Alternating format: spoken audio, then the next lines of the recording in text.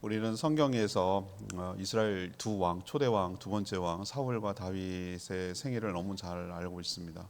사무엘상을 통해서 잘 알고 있죠. 오늘 동영상에서도 보면 알겠지만 둘이 누가 더 많이 죄를 짓고 누가 더 허물이 많은가 여기에 포커스를 두면은 이해할 수가 없어요. 왜냐하면 사울 못지않게 다윗도 여러 허물과 죄가 참 많은 사람이에요. 믿음이 없기도 했어요. 하나님 믿지 못하고 블레셋 망명하고 도망하고 뭐 이런 일도 있었고요. 뭐 대표적으로 두 사건, 우리아의 밧세바를 간음한 사건, 우리아를 간접 살인한 사건, 또 하나님 믿지 못하고 인구 조사를 해서 큰 백성에게 전염병으로 7만 명이나 죽이게 하는 사건. 하여튼 엄청 많아요. 허물이 참 많은 사람이에요. 그런데 이 영상에서 뭐라고 얘기합니까? 죄가 많고 적음 때문에 결정적 차이가 있는 게 아니고 죄를 짓고 나서 이후의 태도가 중요하다고 그랬어요. 사울은 계속 변명합니다. 합리화합니다. 그럴 수밖에 없노라고. 살다 보면 그럴 수밖에 없노라고. 그럼 나보고 어쩌란 얘기냐고. 이런 식의 태도를 취한 거죠. 다윗은 그러지 않았어요. 즉각 자신의 죄를 시인하고 인정하고 하나님께서 내리는 형벌과 처벌을 달게 받았어요. 이 차이가 둘의 결정적 차이를 갈라낸 것이 아닌가라는 생각이 듭니다. 오늘 역대기를 쭉 묵상하고 있는데 드디어 이제 계보가 끝나고 10장부터 스토리가 나오기 시작해요. 그다음 10장은 누구 얘기냐 하면은 사울이 어떻게 해서 죽게 되는지 몰락과정, 마지막 전투 장면이 나오고요. 그 바로 이어서 11장은 다윗이 왕으로 그러니까 전체 이스라엘의 왕으로 등극하는 이야기가 이제 11장에 기록되어 있습니다. 역대기는 다분히 의도적인 역사책이라고 말씀드렸는데 교훈을 삼으려고 하는 거예요.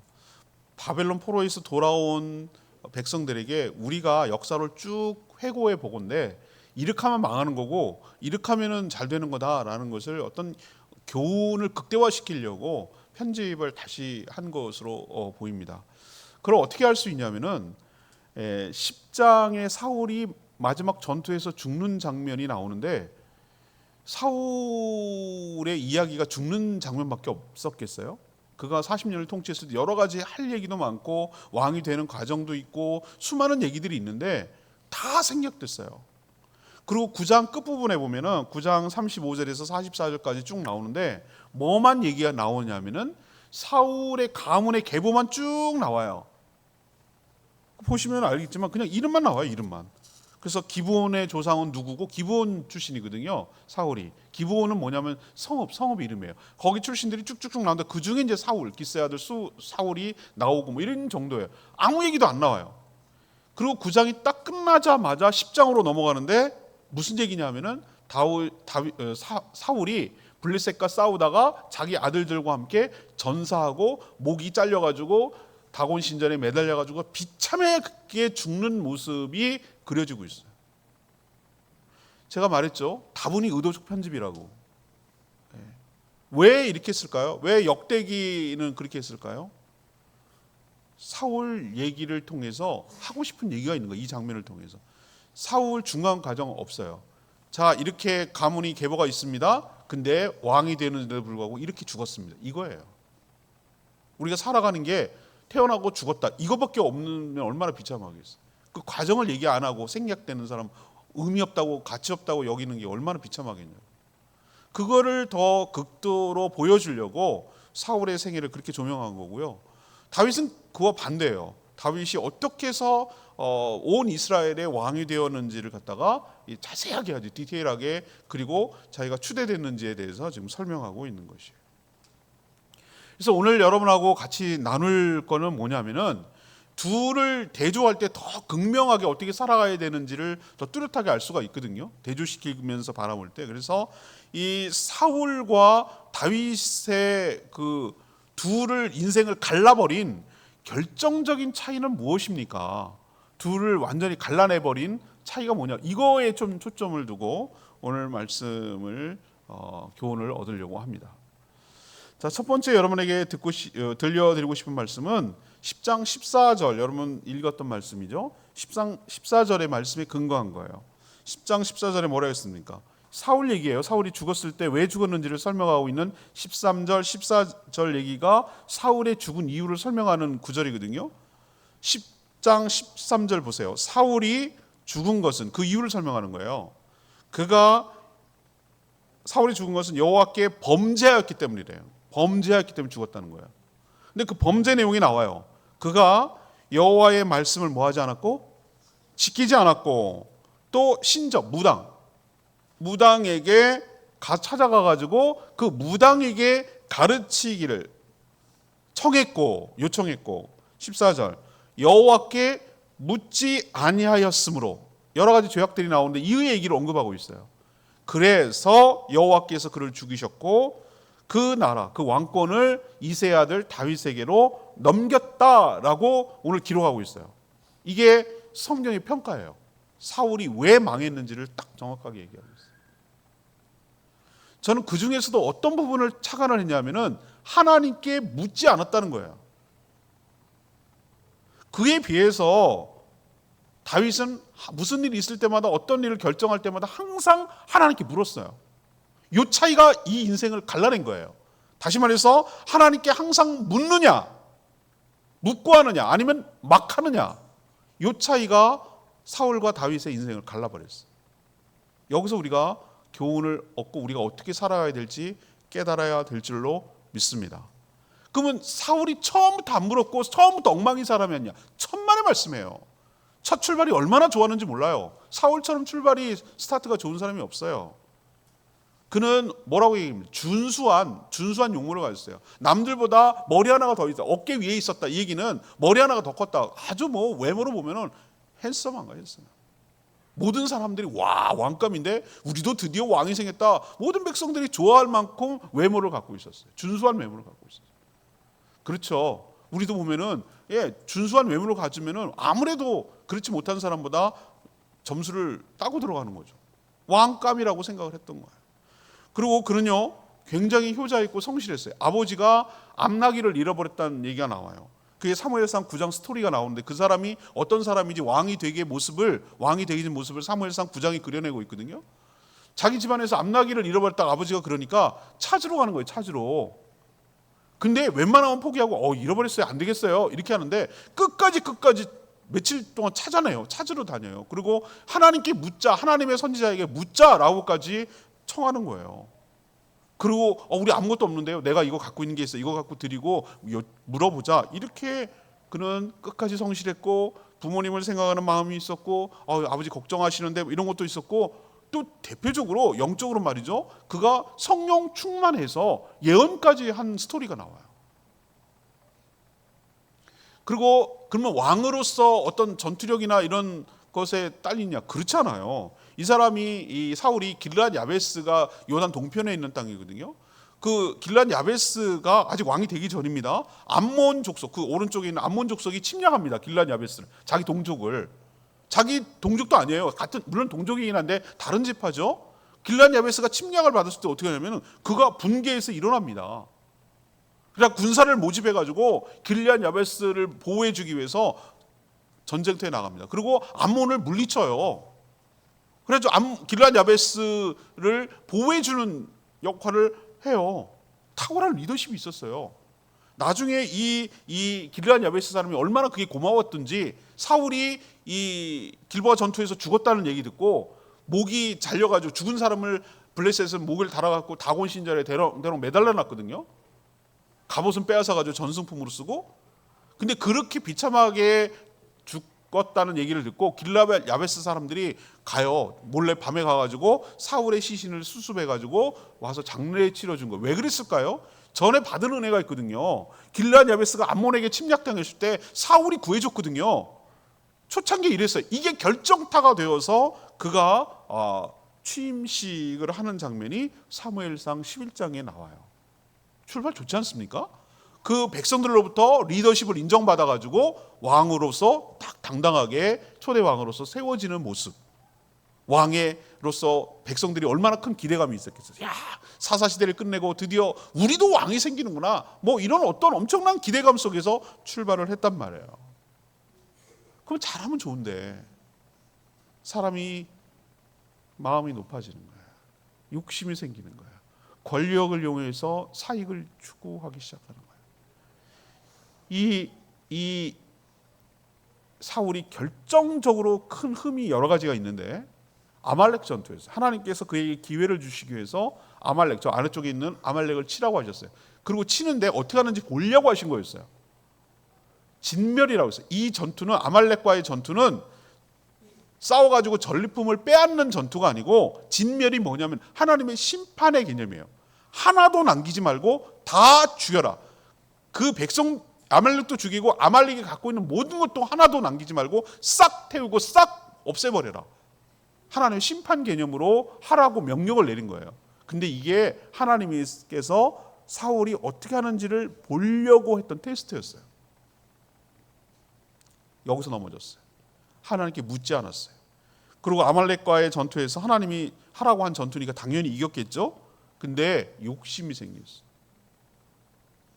그래서 아말렉 전투에서 아말렉 사로잡고, 아각이죠, 사로잡고 큰 승리를 거뒀거든요. 그걸 막 백성들한테 자기가 자랑합니다. 자기가 하나님이 싸워서 이기도록 하셨는데 자기가 잘해서 한 것처럼 막 이렇게 리더십이 훼손되고 있었을 때 막 자랑을 합니다. 그것도 꼴사나운데 좋은 양떼들, 뭐 소떼들, 이런 전리품을 싹 좋은 것들을 챙겨 갖고 옵니다. 사무엘 선지자가 마중 나가서 뭐라고 합니다. 이 동물의 울음소리는 뭡니까? 이 가축의 울음소리는 뭡니까? 라고 물었어요. 몰라서 물은 게 아니에요. 좀 깨달으라는 거예요. 이게 뭔 소리입니까? 분명히 하나님께서 싹 죽이라고, 진멸시키라고 했는데 이 나오는 울음소리는 뭡니까? 그러면은 몰라서 묻는 게 아니라, 그러면은 다윗 같으면 즉각 하나님께 회개하고 용서를 구해야 되는데 그렇게 안 했어요.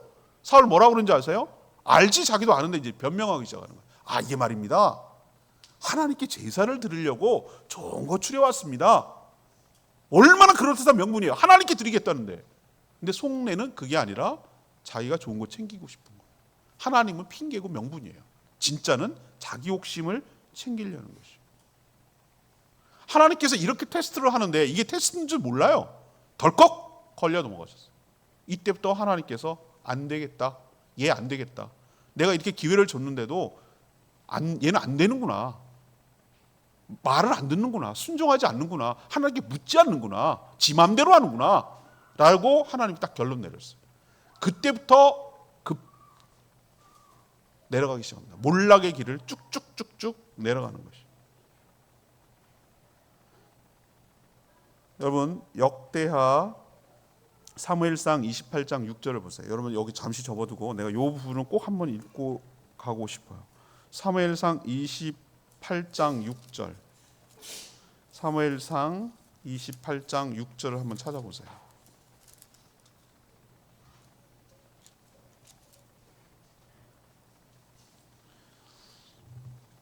구약성경 458쪽 정도 되겠습니다. 이 사무엘상 28장 6절이 중요한 구절이라서 제가 읽으라고 한 거예요. 같은 마음으로 읽어볼, 같이 목소리 읽어볼까요? 시작. 사울이 여호와께 묻자오되 여호와께서는 꿈으로도 우림으로도 선지자로도 그에게 대답하지 아니하심으로 라고 이야기하고 있어요. 제가 말씀드리고 싶은 것은 사울이 묻지 않은 게 아니에요. 사울이 물었어요. 정확하게 말하면 물었어요. 근데 하나님이 대답하지 않으셨어요. 어떤 방법으로 물어도 대답을 안 하는 거예요. 알 수 있는 방법이 없어요. 왜? 관계가 깨졌거든. 어떻게 관계 깨진가 알 수 있어요. 하나님이 하라는 대로 안 해요. 지 맘대로 해요. 하나님께 묻지도 않아요. 지 욕심채래요. 하나님 갔다고 또 핑계를 대요. 하나님께 드리려고 했다고 거짓말로 합리화하고 핑계를 대는 거예요. 하나님 정말 정 떨어졌어요. 그래가지고 하나님께 물어도 아무런 대답을 안 해주는 거예요. 이게 사울이 망한 증거예요.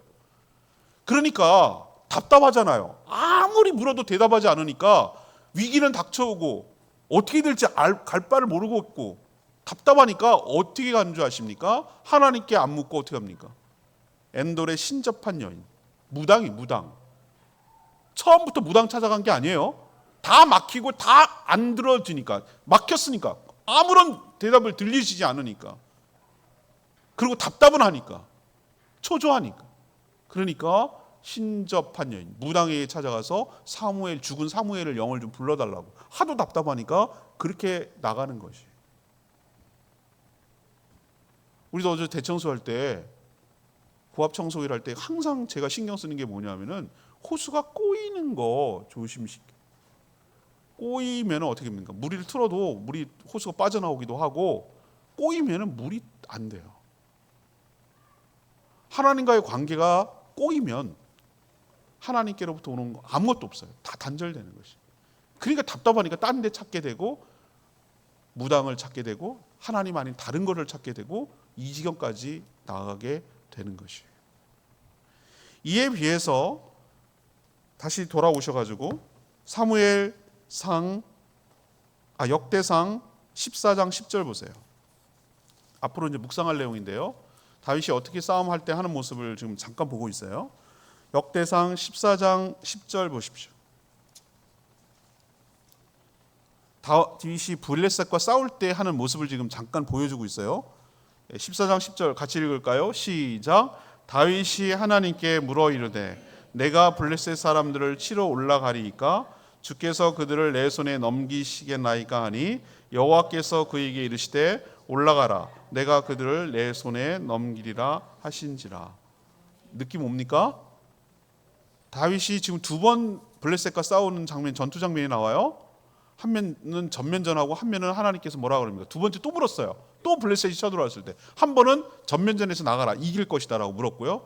또 쳐들어왔어요. 자존심 상하니까 블레셋이. 이번에는 전면전하지 말고 뒤로 들어가서 잠복해 있다가 기습 공격을 해라 라고 작전을 다 알려주셨어요. 누구로부터? 하나님으로부터. 다윗은 항상 물었어요. 항상 하나님께 묻고 항상 하나님께 대답을 들었어요. 그리고 움직였어요. 이 차이예요. 이 차이. 오늘 다시 여러분과 함께 읽은 본문으로 돌아옵시다. 사울과 다윗이 딱 인생을 갈라지게 하고 사울이 죽은 이유를 뭐라고 오늘 14절은 얘기합니까?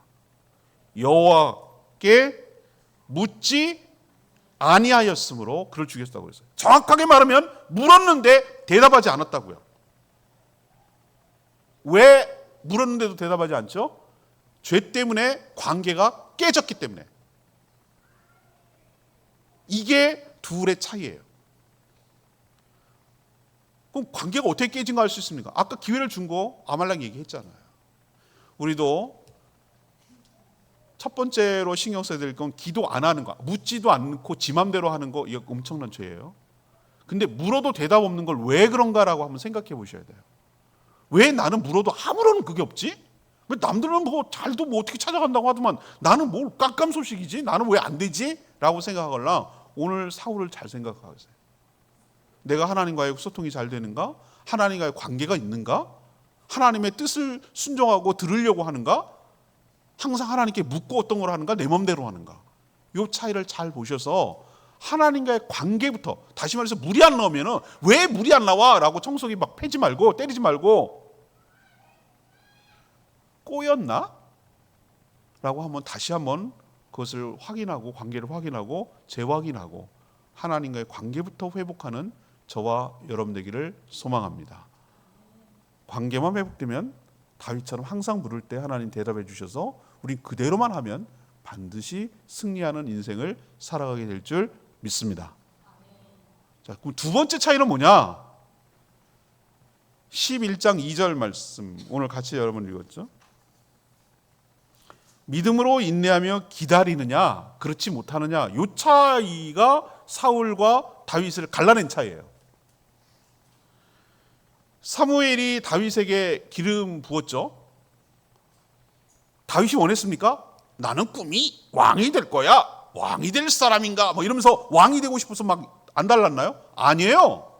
다윗은 전혀 왕 될 생각도 못한 사람이에요. 사무엘이 이새의 집으로 찾아왔을 때 그 다윗의 팔라멘가 형제가 있었는데 쭉 오는데 첫째, 둘째, 셋째 다 하나님께서 아니라고 했어요. 사무엘도 누군지 몰랐어요. 그냥 하나님이 이새의 집으로 가라니까 간 거고 이 집에 누군가가 왕이 있겠구나라고 생각하고 찾아본 건데 첫째 아들 보니까 너무 훌륭하거든. 이 사람인가 보다 하고 하려더니 아니라는 거예요. 아예 다윗은 그 후보에도 못 들어왔어요. 형님들 지금 면접 보는데 너가 낄 자리가 아니야 임마. 넌 형님들 대신해서 양이나 보고 있어. 이 정도 급이었어요. 하나님 다 아니래요. 또 아들이 있냐? 아, 우리 막내가 있긴 한데 지금 저기 밖에서 양들 돌보고 있다고 형님들 여기 면접 보는데 그 애 오지 않으면 내가 밥을 안 먹겠다. 사무엘 이렇게 얘기해서 불려온 거예요. 하나님이 이 애라 그랬어요. 다윗이 왕 되고 싶었어요? 아니에요. 하나님이 불러서 택한 거예요. 그러면 그렇게 사무엘 선지자를 두고 기름 부어서 왕이 됐으면 왕이 돼야 될 거 아니에요. 아니요. 그때부터 시작이라니까요. 뭐 되기 위한 시작? 왕이 되기 위한 훈련과 연단의 시작이 그때부터 시작되는 거예요. 아주 혹독했어요. 그 과정이 이루 말할 수 없어요. 그래갖고 하프 잘 친다고 견다고 사울이 정신 이상이 되니까 또 그 전에 무슨 일이 있었어요? 골리앗을 쓰러뜨리는. 아니 어떻게 하나님을 갖다가 모욕하고 저러는데 왜 다른 사람들은 아무 말도 하고 대응도 못하고 저러고 있지? 하나님이 저들보다 못하단 말인가? 다윗은 진짜 순진해서 그런지 믿었어요. 그리고 자기는 골리앗 같은 건 문제가 그냥 큰 곰처럼 보였어요. 목동을 할 때부터 그는 항상 사자, 그 다음에 늑대 뭐 이런 거 물리치는 거 연습을 많이 했거든요. 양떼를 지키려고 하느라고. 그래서 그 짐승처럼 보이는 거예요. 그리고 하나님이 나를 보호해 주시고 인도하시는 것을 시편 보면은 그 목동할 때 찬양이 잘 나와요. 준비된 사람이에요. 그 목동이 되어서 목자가 되어가지고 양떼를 이끌고 지키고 하는 훈련을 그 어렸을 때 배운 거예요. 그 적군을 훈련 치는 것을 짐승들을 치는 것으로 훈련한 거고요. 물맷돌로. 하나님은 벌써 준비된 자를 쓰시는데 실제로 이제 하나님을 모욕하는 현장에 데려와서 골리앗을 쓰러뜨리고 영웅으로 만들고 그럼 왕이 돼야 되잖아요. 아니요. 그때부터 시기 질투가 나오기 시작하는 거예요. 그럼 왕이 되려면 왕정에서 훈련을 받아야 되잖아요. 이렇게 픽업될 줄 누가 알았겠어요? 사울이 정신착란이 일어나고 정신분열이 일어나니까 하프, 음악치료, 뮤직 테라피 그 음악치료를 위해서 사울 신하들이 다윗을 발탁하잖아요. 왜 발탁했을까요? 수많은 하프 치는 사람이 많은데 하나님께서 다윗을 어디로 집어넣냐면은 궁정으로 집어넣는 거예요. 목동 훈련이 끝났어요. 하나님 얼마나 레슨 잘하시는지 몰라요. 왕이 될 건가? 왕이 되게 하기 위해서 그 1교시, 2교시, 3교시 스텝 이 스텝을 다 밟아가게 하세요. 광야에서 목자로서의 역할, 양떼가 사람이라고 생각하면 이 양떼들을 어떻게 이끌어가야 될지 다 훈련을 하는 거예요. 그럼 왕이 되어야 되기 때문에 궁정에 들어가서 궁정이 어떤 시스템으로 돌아가는가, 리더십을 어떻게 발휘해야 되는가, 사울 곁에 둬서 그것을 발견하게 하는 거예요. 이렇게 하면 안 되겠다, 이렇게 해야 되겠다. 하나님 그때부터 훈련하는 거예요. 하나님 얼마나 치밀하고 아주 조직적으로 훈련해 나가는지 몰라요. 그러나 당하는 입장, 예를 들면 다윗 입장에서 한번 보자고요. 내가 왕 된다 그랬어요? 왕 된다 그랬냐고요. 근데 기름 부어갖고 왕 시켜줘야 될 거 아니에요. 웬 고생을 나 이거 안 하면은 그냥 나 편하고 그냥 무명으로 살아도 내 행복하게 살았는데 이게 웬 고생이냔 말이에요.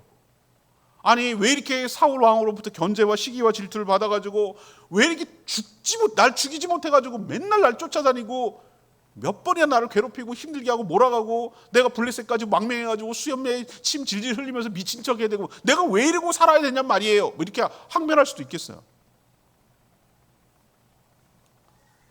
다윗이 훌륭한 점이 뭔지 아세요?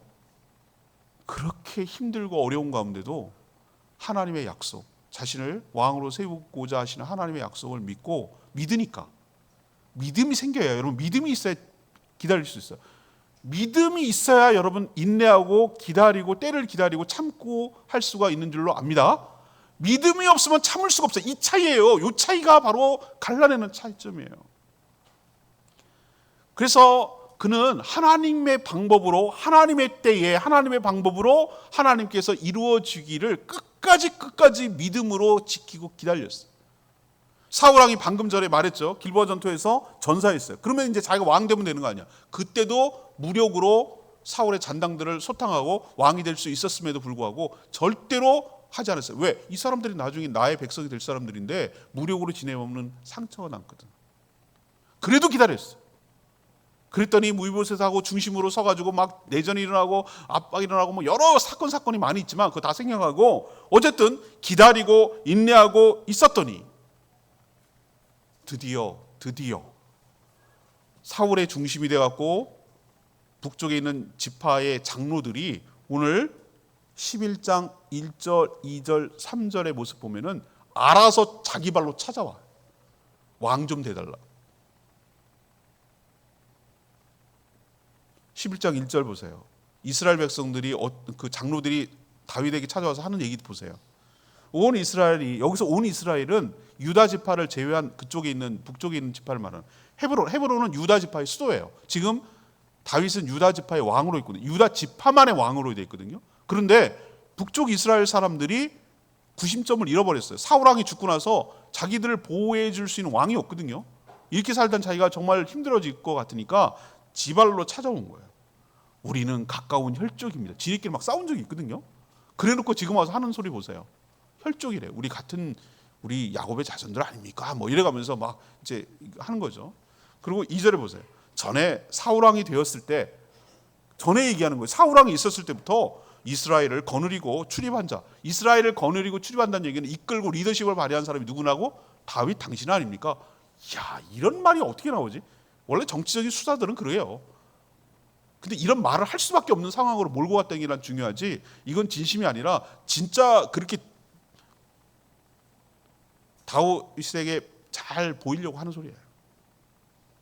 그럼 뭐라고 그랬어? 출입할 때부터 왕이었고 왕의 하나님 여호와께서도 왕에게 말씀하시기를 네가 이스라엘의 목자가 되어 백성들을 주권자가 될 거라고 하셨습니다. 하나님 얘기하는 거예요. 하나님이 처음부터 당신을 왕으로 삼으려는 거 우리가 알고 있습니다. 참 정치인들 같아. 그래서 3절에 기다렸더니 이에 이스라엘 모든 장로가 헤브론인 왕이 다윗입니다. 왕에게 나와서 뭐라 그럽니까? 다윗과 그들이 헤브론에서 언약을 맺습니다. 왕으로 세운 언약이에요. 서로 협정하는 거예요. 그리고 나서 그들이 기름을 붓습니다. 이 의미는 뭐냐면은 드디어 다윗이 유다만의 지파가 아니라 전체 12지파 다 해당되는 온 이스라엘 왕으로 비로소 되는 거라고 그랬어요. 이게 몇 년? 7년 반. 다시 말해서 다윗이 유다 지파의 왕이 된 지 7년 반 만에 일어났어요. 왕이 되는 건 고사하고, 왕으로 기름 부은 거 고사하고, 그 전에 사울한테 쫓겨다니면서 한 거 다 빼고 헤브론에서만 7년이 넘게 걸렸다고요. 그러고 나서 나머지 예루살렘으로 천도해가지고 33년, 그래서 통합 40년 동안 이스라엘의 왕으로 다스리는 거 지는 거거든요. 제가 여기서 여러분에게 드리고 싶은 말씀이 뭡니까? 정말 하나님을 신뢰하고 믿는 사람은 하나님의 때와 하나님의 방법을 믿음으로 기다리고 참고 인내하는 사람인 줄로 믿습니다. 자, 그 반면에 사울을 한번 보자고요. 사울은 어떻게 했는가? 블레셋과의 전투에서 적군이 막 다가오고 옥죄어 오는데 하나님께 묻고 제사를 드려야 될 사무엘 선지자가 안 오는 거예요. 그때 핸드폰이 있어, 뭐가 있어, 그냥 막연히 기다려야 되는 거죠. 아마 난리가 났을 거야, 핸드폰이 있었으면. 아니, 사무엘 선지자 이럴 수 있어요? 지금 몇 시인데 아직까지. 지금 우리 이스라엘 백성들, 군인들 보세요. 적군이 처음 들어오니까 쫄아가지고 지금 다 도망가고 흩어지게 생겼습니다. 이거 집니다. 왜 안 오시는 거예요? 왜 어디까지 오셨어요? 빨리 오세요 좀. 이렇게 했을 것 같아. 안 온단 말이에요. 요게 하나님이 테스트하는 거라고요. 안 오는데 백성들은 흩어지지, 적군은 더 압박해서 들어오지, 막 못 기다리겠는 거야. 그러니까 어떻게 합니까? 전쟁은 또 이기고 싶고 자기는 죽고 싶지 않지. 사무엘은 어떻게 한 줄 아세요? 사울? 원래는 제사장, 다시 말해서 선지자가 드릴 수 있는, 사무엘은 선지자 겸 제사장이었어요. 그 드릴 수 있는 제사는 아무리 왕이라도 할 수 있는 게 있고 할 수 없는 게 있어요. 이 영역은 하나님의 영역이고 하나님의 신앙의 문제예요. 이거는 사무엘 선지자가 해야 되는 영역이에요. 제사를 드리고 하나님께 집례하는 건. 근데 못 기다리는 거예요. 못 기다리는 거예요. 초조하니까, 두려우니까. 그리고 자기가 마음대로 왕이지만 하지 말아야 될 일을 자기가 마음대로 제사를 드려버렸어요. 딱 제사가 끝나니까 이 타이밍이 너무 중요하지 않아요? 사무엘 선지자가 딱 도착하는 거예요. 그 장면을 다 봤어요. 그리고 사무엘 선지자가 참 무서운 말을 합니다. 왕은 망령된 행동을 하셨도다. 하나님이 당신을 버렸다 그랬어요. 망령된 게 뭐냐면은 해야 할 일이 있고 하지 말아야 될 일이 있는데 그걸 선을 넘어버렸다. 저는 이 두 사람의 모습을 보면서 무슨 생각이 딱 들어왔냐면, 그렇구나. 이게 믿음이 있느냐 없느냐의 모습이 이렇게 나타나는구나. 믿음이 있으면 참고 견디고 기다리고 그건 내 거라고 생각하니까 하나님 어떤 과정과 우여곡절이 있을지 몰라도 그 끝은 내가 왕이 되는 것이야. 하나님이 나를 기름 부으세웠다라는 다윗의 하나님을 향한 굳건한 믿음이 있으니까 그때를 기다리고 참고 견딜 수 있는데, 사울은 불안하니까, 하나님과의 관계가 깨지고 어떻게 될지 모르고 상황과 조건이 더 크게 보이고 두려우니까, 불안하니까, 하나님을 믿지 못하니까 나타나는 감정이 뭔지 아십니까? 초조함이에요. 두려움이에요. 못 기다리는 거예요. 안달이 나는 거예요. 불안해서 어쩔 줄 모르는 거예요. 죽을 것 같은 거예요. 그러니까 자기 마음대로 하는 거예요. 이게 믿음 없음의 증거예요. 믿음 없으면 여러분 어떻게 나타나는지 분명히 오늘 보여드렸어요. 사울의 모습으로 나타나요. 하나님을 믿지 못하면 첫째, 두려워요. 믿는 구석이 없으니까. 그리고 초조해요. 그러다가 결국 자기 마음대로 해요. 망령된 행동을 해요. 선을 넘어버려요. 해서는 안 될 짓을 해버리는 것이. 엔돌의 신접한 여인을 찾아가는 것도 두렵고 무섭고 초조하니까 결국 기다리다가 자기 마음대로 안 되고 두렵고 무섭고 막 공포가 엄습해 오니까 찾아가가지고 그렇게라도 하고 싶은 거예요. 선을 넘어버린 거예요. 하나님 정말 싫어하는 걸 한 거예요. 그러나 그에 비해서 다윗은 하나님을 믿었기 때문에 힘들고 어렵고 다윗이 사울을 죽일 수 있는 결정적 찬스가 2번이나 있었음에도 불구하고 자기 칼로 사울을 죽이려고 하지 않았어요. 하나님이 하길 바랬어요. 이게 바로 믿기 때문에 가능한 거예요. 내 손으로 하지 않겠다는 거예요. 하나님께서 해결해 주시길 바란다는 거예요. 하나님께서 사울을 기름 부어서 세웠으니까 하나님이 처리해 주시길 바라지 내 손으로 하지 않겠다는 거예요. 선 넘지 않겠다는 거예요. 망령된 행동을 하지 않겠다는 거예요. 이게 얼마나 어려운 줄 아십니까? 얘만 죽이면 끝납니다. 부하가 죽이라고 그랬어요. 화장실 볼일 보러 들어왔을 때 동굴에 숨었거든요. 사울만 딱 혼자 있었어요. 다윗의 측근들은 다 있고 말할 것도 없습니다. 싸이만 보내십시오. 내가 한 칼에 죽이겠습니다. 근데 말렸어요. 옷만 슬쩍 배 갖고 왔어요. 죽일 수 있었다는 걸 보여주는 거예요. 왜 나를 이렇게 죽이려고 하냐고 사울왕이 항의하려고 한 것뿐이지 죽일 수 있었는데 안 죽인 거예요. 이 차이예요. 이 차이. 하나님을 믿지 못하면 두렵고 무섭고 초조하고 선을 넘어버리고 망령되는 합니다. 하나님을 신뢰하면 믿음으로 끝까지 기다리고 인내하고 참습니다. 여러분도 하나님을 온전히 신뢰하며 살아가는, 그래서 인내하며 기다리는 저와 여러분 되기를 소망합니다. 이게 바로 다윗의 길이에요. 그리고 그렇지 못한 게 사울의 길이고요. 이게 결정적 차이 2번째예요. 그래서 3번째는 뭐냐? 3번째 사울과 다윗의 결정적 차이는 목숨 걸고 돕는 동료가 있느냐 없느냐, 이 차이예요. 사울은 블레셋과의 전투에서 어떤 행동을 보이는 줄 아십니까? 막 승승장구하고 그러니까 지금 막 더 추격하면 훨씬 더 큰 승리를 거둘 수 있는데, 아이고 이게 항상 보면은 하나님과의 관계가 깨지고 엉뚱한 짓을 하는 걸 보면 엉뚱한 명령을 내려요. 판을 읽지 못하고 치어야 될 때, 빠져야 될 때, 해야 될 때, 말해야 될 때 분간을 못하는 거라. 그리고 가장 종교적이고 신앙적인 것처럼 위장하고 판단하고 오판할 때가 얼마나 많은지 몰라요. 그래서 백성들이 추격을 할 때 뭘 먹었냐면 갑자기 금식을 시키는 거예요. 여러분, 금식이 나쁜 게 아니라 금식해야 될 때가 있고 하지 말아야 될 때가 있습니다. 지금 군사들이 힘을 얻어가지고 더 싸워서 나가서 치고 나가서 진멸시켜야 되는 게 지금 타이밍 딱 맞거든요. 정황을 천지분간을 못하고 지금 상황 판단을 못하는 거예요. 그게 자기가 리더십을 잘하는 건 줄 아는 거예요. 그게 더 신앙적이라고 생각을 하는 거예요. 그래갖고 사울이 무리하게 전투원들에게 전부 다 금식을 시켰어요. 오히려 요나단이 야생꿀 먹고 힘이 나가지고 더 열심히 싸웠다니까요. 그때 먹고 힘을 내서 싸웠더라면 블레셋 크게 이길 수 있었어요. 이렇게 자꾸 백성들로부터 타이밍을 놓치고 실기하고 잘못된 리더십을 발휘해서 신뢰를 잃어버리는 거예요. 또 결정적인 사건이, 민심이 떠난 사건이 있었어요. 다윗이 도망갔어요. 놉당, 저쪽 위에 있는 놉당으로 도망가는 놉당의 성소에 제사장이 있어요. 놉당의 제사장이 있어요. 거기 들어갔는데 헐레벌떡 하니까 오니까 굶었어요. 다윗 일행이 쫓기다가. 근데 뭐 했는지 아십니까? 놉당의 제사장이 대단한 사람입니다. 이것을 예수님이 다시 인용하기도 하는데 이 말씀을. 떡이 없는 거예요. 갑자기 오니까. 근데 너무 배고파서 먹을 거 없습니까? 라고 온 거예요. 그러니까 욥당의 제사장이 다윗이 불쌍히 여기서, 인간적으로 측은히 여기서, 그냥 사람으로서 긍휼히 여기는 마음이 있어서, 원래 제사장이 먹을 수 있는 진설병 12개짜리 6개 올라가는 거기를 떡을 갖다가 원래 제사장이 먹어야 되는 거예요. 그런데 그 다윗에게 줬어요. 그래서 그 허기가 채워졌어요. 그냥 인권 차원인 거예요. 그냥 생명을 구하기 위해서 그렇게 했던 거예요. 근데 하나님이 만약에 이게 망령된 일이라고 생각됐다면 제사장도 죽였고, 함부로 제사장이 먹어야 되는, 제사장만 먹을 수 있는 진설병을 먹은 다윗도 죽였을 거예요. 아무런 하나님 제스처를 취하지 않았어요. 그걸 예수님이 나중에 안식일 논쟁할 때 그 얘기를 꺼냅니다. 근데 문제는 그게 아니었어요. 그 소식을 누가 일러바쳤어요. 사울왕한테 일러바쳤다고. 그러니까 다윗이 미우니까 다윗을 돕는 자는 어떻게 되는지 뻔때를 내가 보여줄게. 그래가지고 사울 일행이 군사들을 몰고 욥당으로 가서 제사장을 다 끌어냈어요. 거기는 제사 몇 명, 30몇 명이 됐는데 다 끌어내가 다 죽였어. 집단 학살을 시킨 거예요. 집단 학살. 이럴 때 보면 꼭 4.3 사건이 일어날 때 장면 같아요. 다 죽였어요. 욥당해가지고 완전히 피바다가 됐어. 이유는 딱 하나. 다윗을 돕는 인간들은 내가 어떻게 하는지 두고 봐라. 샘플 보여주겠다. 다 죽였어요.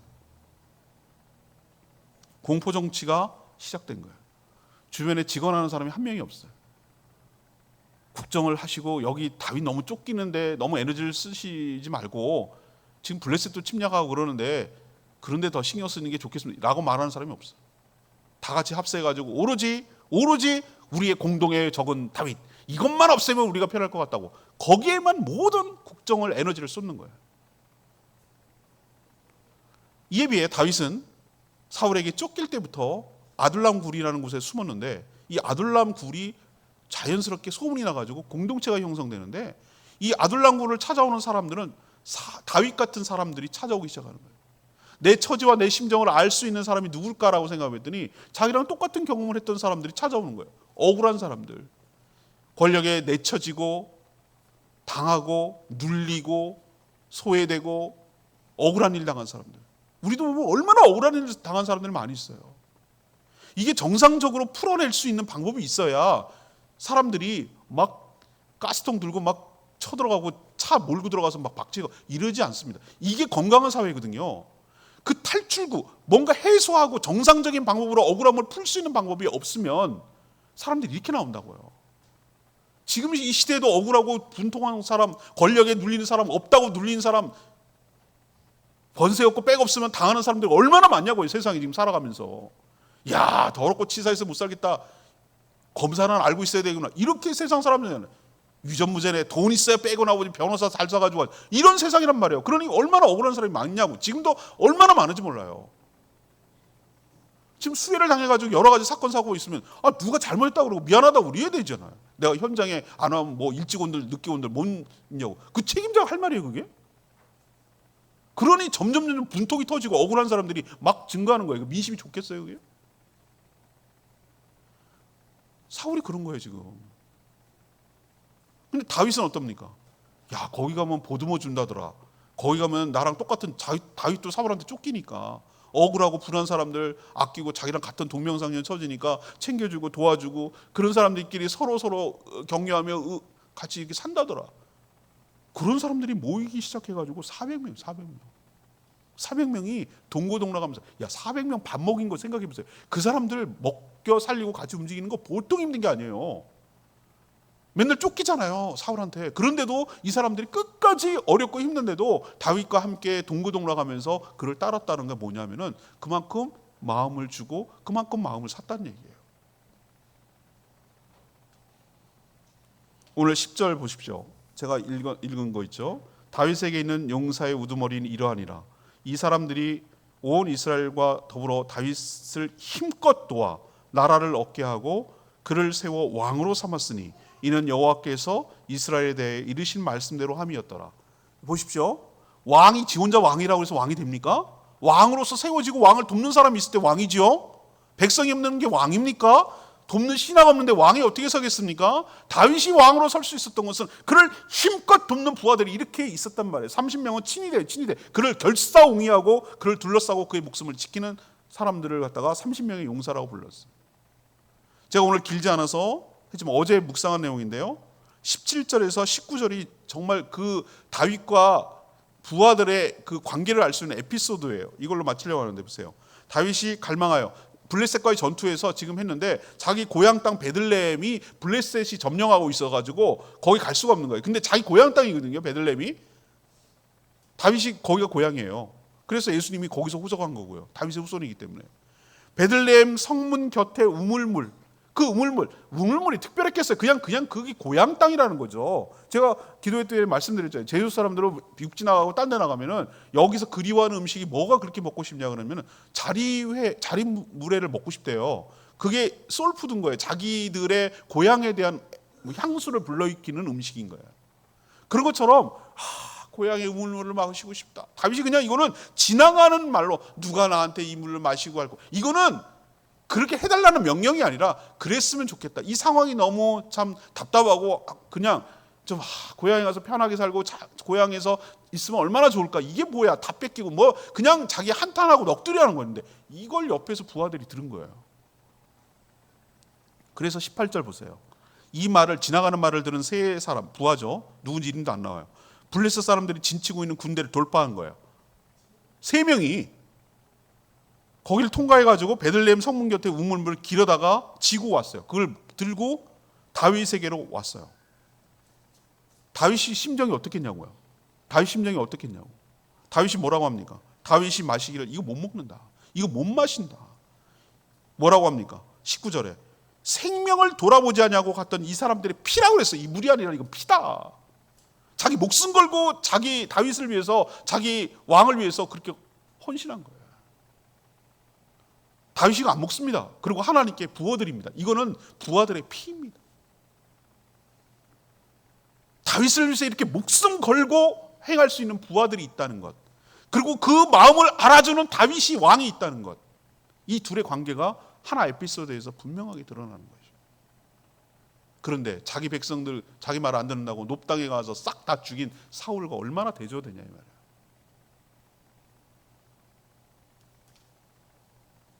사랑하는 여러분, 사울은 자기 스스로 사람들을 밀어내 모든 사람을 적으로 만들었어요. 다윗은 동고동락하며 그 공동체를 계속 유지하고 마음을 함께하고 보듬어준 지도자였어요. 이 둘의 차이가 이런 결정적인 차이를 만들어냈어요. 사느냐 죽느냐냐고 갈라서 버렸어요. 오늘 말씀을 결론 내리면 이거예요. 저는 두 사람의 결정적 차이가 뭘까라고 오늘 이 말씀을 금요일, 목요일, 금요일, 토요일 지난 목요일, 금요일, 토요일 묵상하면서 9절에서 힌트를 얻었어요. 오늘 여러분 11장 9절 함께 한 목소리로 읽도록 하겠습니다. 시작. 만군의 여호와께서 함께 계시니 다윗이 점점 강성하여 가니라. 결정적 차이가 뭐라고요? 하나님이 함께 계시냐 아니냐. 요 차이예요. 요 차이. 하나님이 함께 하시면 내가 지금 처한 환경과 이게 당장은 문제되지 않아요. 하나님이 함께 하시면 거기가 어디든 간에 거기가 천국이고 안전하고 은혜와 축복이 넘치는 곳이 될 줄로 믿습니다. 하나님이 없으면 그게 어떤 좋은 환경과 상황과 해도 안전이 될 수 없고 축복이 될 수 없어요. 하나님이 함께 하느냐, 그런 사람은 점점 강성해질 수밖에 없고, 하나님이 함께 하지 않으면 점점 몰락할 수밖에 없어요. 이것이 크로스 되는, 이것이 다윗과 사울의 차이점이에요. 첫 번째, 여러분 제가 증상을 알려드릴게요. 하나님과의 관계가 깨져서 기도가 막히는 순간, 아무리 기도할 마음이 안 생겨, 기도하고 싶은 마음이 안 생겨, 그리고 기도해도 할 게 없어, 그냥 멍 때리기만 하고 막 5분 앉아있기가 너무너무 힘들어, 끝장났어요. 여러분 지금 심각한 상황이라는 거 여러분 생각하셔야 돼요. 기도할 마음이 안 생기는 거, 기도해도 응답이 없는 거, 여러분과 하나님과 관계를 현주소예요. 현주소. 그게 지금 여러분이 지금 내리막길로 걷고 있다는 것을 극명하게 드러내는 거예요. 사울의 길을 걷고 있는 거예요. 그런데 반대로 무슨 일이 있을 때마다 자기 마음대로 하지 않고 하나님께 물어요. 하나님 이거 할까요? 이렇게 할까요? 하나님 도와주세요. 하나님 이걸 기대합니다. 하나님께 항상 물어요. 당장 답이 안 와도 돼. 항상 묻는 자세를 취하는 거야. 하나님을 의지하는 거야. 하나님께 묻는 거야. 이런 사람은 지금 다윗의 길을 걸어가고 있는 거예요. 이 둘의 차이는 아까 제가 다 말씀드렸어요. 나는 지금 기도 상태가 어떤지 여러분 스스로 점검하세요. 제가 그걸 일일이 무슨 머리끄댕이 짚고 기도하셔야지요. 그리고 막 머리 콱콱콱 박으면서 기도 30분 이렇게 합니까 제가? 그건 여러분의 몫이에요. 하나님도 그렇게 안 해요. 그러나 기도하지 않고 기도가 안 되면 내가 지금 망하고 있구나 이렇게 생각하시면 돼요. 두 번째, 믿는 구석이 있을 때 어떤 모습, 내 지금 감정과 태도를 보시라고요. 내가 뭔가 하나님을 기대고 의지하고 뭔가 든든한 게 있어. 뒤에 나를 뭔가 이렇게 붙잡아, 나의 등 뒤에서 나를 도와주시는 그 찬양 있잖아요. 나를 등 뒤에서 나를 이렇게 붙들어 주시는 분이 있을 때 나타나는 현상이 뭐 여유가 있어. 여유. 상황은 그런 게 여유 부릴 때가 아닌데 여유가 있어요. 여유. 사람이 여유가 있을 때 좀 이렇게 둘러볼 줄도 알고 그 급박한 순간에도 여유가 있을 때 내가 어떻게 처신해야 될지 알고 그런데 여유가 없는 사람은 막 어떻게 막 이렇게 여유가 없는 사람들은 자기 스스로 무너져요. 냉정한 순간에도 이성을 잃지 않냐고 어떻게 무엇부터 처리하고 어떻게 해야 돼 수습하고 어떻게 되는지 그게 여유가 없는 사람이 나타나는 현상이에요. 왜 여유가 없나? 염려가 크거든. 불안이 막 엄습해 오거든. 초조하거든. 그러니까 하나님을 믿지 못하니까 자기가 스스로 이 모든 일을 해야 된다고 생각하니까 믿는 구석이 하나도 없으니까 불안하고 두렵고 걱정되고 염려되고 그러니까 자기 방법을 찾아나가는 거예요. 이 방법 썼다가 저 방법 썼다가 이 방법 썼다가 이 방법 썼다가 선을 넘지 말아야 될 것도 넘고 분명히 예수 그리스도를 믿고 영접한 사람이 무당 찾아가고 점치료 찾아가고 뭐하고 하지 말아야 될 거 굿 한번 해볼까? 요딴 생각이나 하고 이게 바로 사울의 길이에요. 그러나 정말로 하나님을 믿는 사람은 어떻게 합니까? 하나님 분명히 나를 붙들고 계시고 나의 가장 좋은 베스트 웨이를 가장 좋은 길로 선한 길로 나를 인도해 가시는 과정 중에 있는 것이다. 지금 당장은 거꾸로 가는 것 같은데 아니 하나님께서 나를 붙들고 계시오. 나와 함께하고 계시오. 나에게 가장 좋은 길로 인도하시오. 다윗이 처음부터 왕이 되는 것이 아니라 왕이 되기까지 얼마나 많은 수업을 거치고 경험을 거치고 수많은 수업을 레슨 1, 레슨 2, 레슨 3 이렇게 하면서 왕이 되기까지 잘 착착 준비시켰듯이 나에게 가장 좋은 것을 주시기 위하여 지금 과정 중에 있는 것이야. 끝난 게 아니야 라고 믿음으로 인내하며 기다릴 수가 있는 거예요. 이게 바로 하나님을 믿느냐 안 믿느냐의 차이가 확 갈라지는 거예요. 초조하고 두렵고 불안하고 염려스러우면 사울의 길을 가고 있는 거예요. 지금 상황은 거꾸로 가는데 그래도 뭔가 든든하고 여유가 있고 인내하고 참고 기다릴 줄 알면 지금 다윗의 길을 가고 있는 거예요. 마지막 세 번째는 뭐예요? 서로 믿고 의지하는 공동체가 있느냐 없느냐의 차이예요. 덕보다이야 인생은 나 혼자 사는 거지 아무도 나를 도와주는 사람이 없어. 그거를 제가 목회 칼럼에서 쓰는데 고립 상태라고 불러요. 정서적, 경제적, 여러 가지 사회적 고립 상태. 자기 혼자 사는 거예요. 외로운 늑대처럼. 아무도 나를 도와주길 기대하는 사람도 없고 도움도 안 청하고 그냥 인생 나 혼자 사는 거지 뭐 누구 있어? 이래가면서 자기 혼자 외로운 싸움을 하는 사람 사울의 길을 가는 거예요. 그런데 나에게 정서적으로 지지를 해주고 격려해주고 기도해주고 도와주고 염려해주고 함께해주고 생각해주고 그런 지지하는 그룹이 있을 때 지금 다윗의 길을 가라고 하는 거예요. 힘들고 어려워도 보세요. 전쟁 중에 있고 목숨 걸는데도 저는 이 장면 보고 마음이 찡하더라고요. 야, 베들레헴에 우물비를 기르려고 목숨 걸고 돌파한다고? 그런 다윗의 그런 부하들이 있었다고? 다윗 진짜 행복하다. 그 물을 안 먹을 수가 없지. 그리고 그런 목숨을 걸고 던질 수 있는 왕이 있는 부하들도 너무 행복하구나. 이들 진짜 행복한데? 찐인데 이거? 이런 생각이 훅 들어오니까 이 사람들이 환경과 상황은 지금 너무 안 좋지만 내가 보니까 너무너무 행복하고 서로 의지하는 사람들이에요. 힘들고 어려울 때 동고동락하면서 함께 해나가는 공동체가 있다는 것이 우리에게 얼마나 큰 축복이고 은혜인 줄인지 모릅니다. 저희 교회가 아둘람 공동체처럼 서로 힘들고 어려울 때 도와주고 챙겨주고 위로해주고 뭔가 서로 이렇게 보듬어 주려고 하는 그런 교회가 되기를 간절히 소망합니다. 그러면 살만해요. 그러면 이길 수 있어요. 교회고 뭐고 다 필요 없어. 인생 혼자야. 이렇게 하면서 자기 혼자 떠돌아다니면서 자기 혼자 인생을 살아가려고 하는 사람, 진짜 불쌍한 사람. 그게 사울의 길이에요. 오늘 사울과 다윗 얘기를 했어요. 난 지금 어느 위치에 있지? 난 지금 어느 길을 가고 있지? 나는 이 둘을 갈라낸 것에 어느 지점에 내가 위치해 있지? 오늘 말씀을 통해서 잘 깨닫게 되기를 원하시고, 여러분 모두 사울의 길이 아닌 다윗의 길을 걸어가 하나님의 은혜와 축복을 누리며 살아가는 복된 인생 되기를 축복합니다. 오늘 말씀 붙들고 기도하기 전에